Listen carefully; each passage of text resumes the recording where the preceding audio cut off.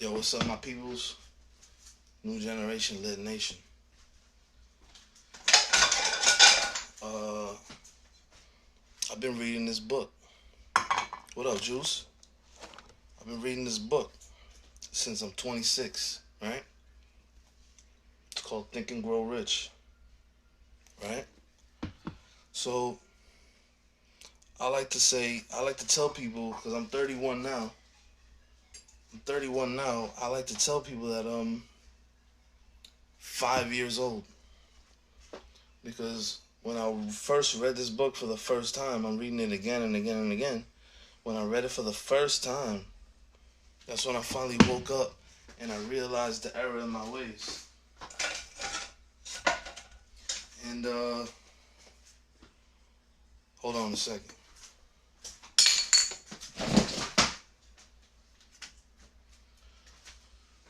There's a chapter in the book, and the title of the chapter is called Desire, right?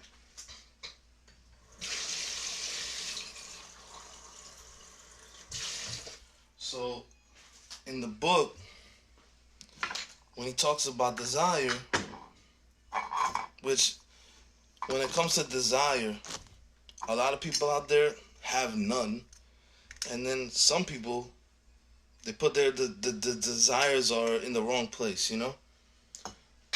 But,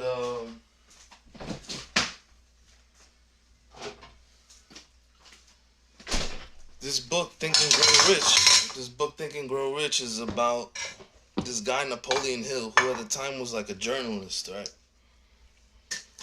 And he was a journalist, and part of the story, he's talking about his son, right?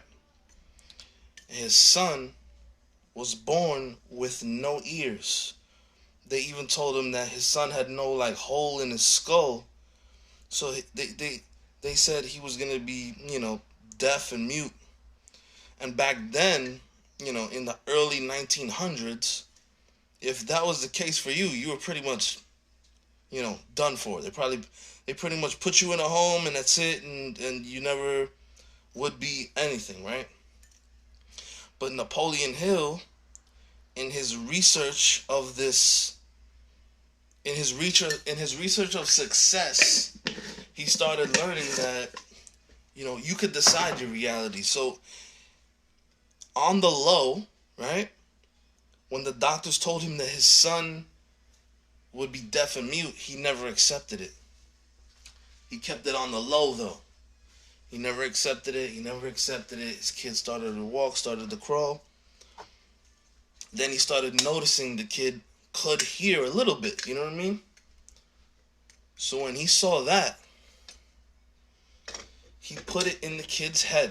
He literally took his mouth to the back of the baby's head, or like by his ears, like where they would be, and he spoke to the kid. And he told the kid, his son, that he is worthy, he's normal, he doesn't have a problem, right? Now, he couldn't hear like normal kids, but his dad was planting the seed. They never put him in special classes. Planting the seed. He started learning and developing his sense, planting the seed. Then,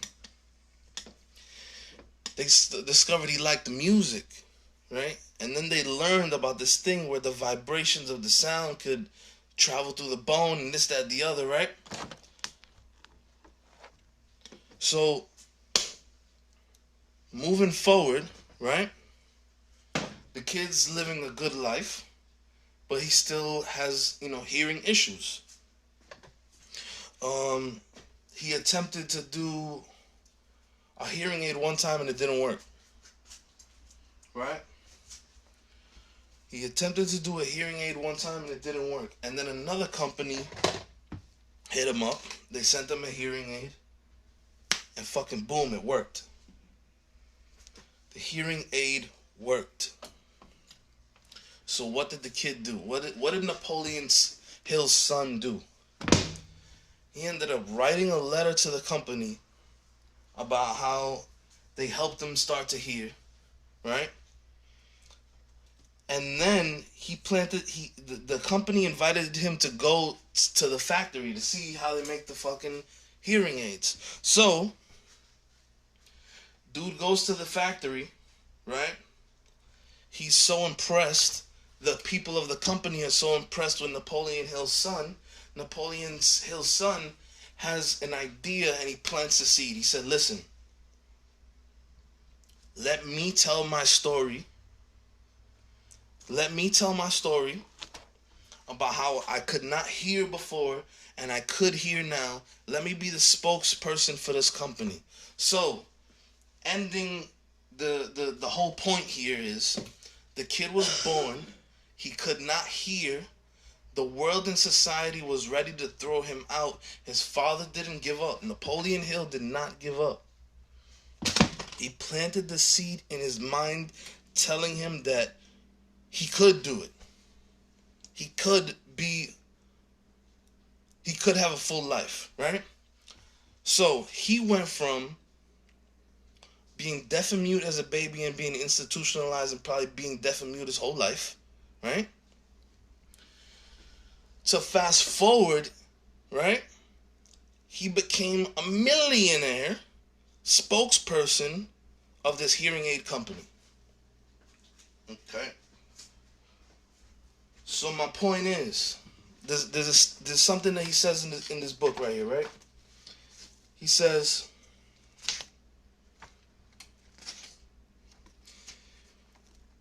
if Mother Nature, right?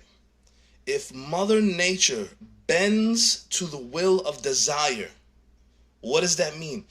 What have we done in this life, in this world? Man creates roads and buildings into the sky and fucking, you know what I'm saying? If the will of men, if Mother Nature bends to the will of desire, right?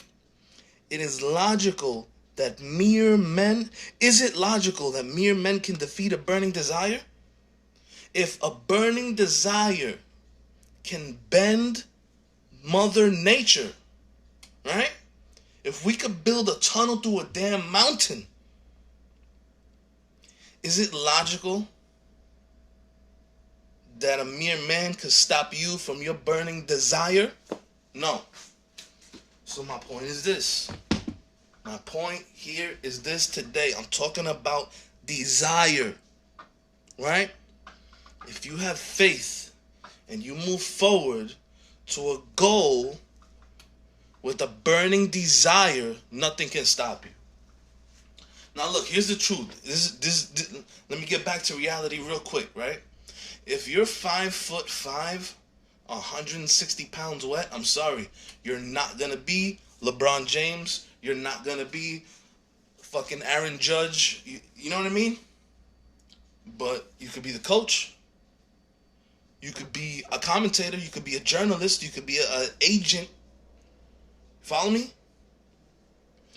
So in this life, the truth is, nothing is in control unless you allow it to be. Follow me? We have the power here and here to create our own realities.